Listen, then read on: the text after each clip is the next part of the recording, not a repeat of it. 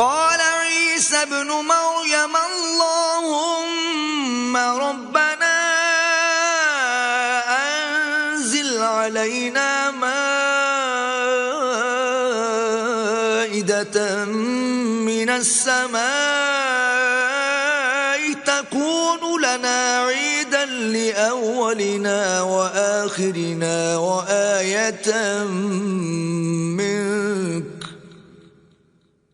تكون لنا عيدا لأولنا وآخرنا وآية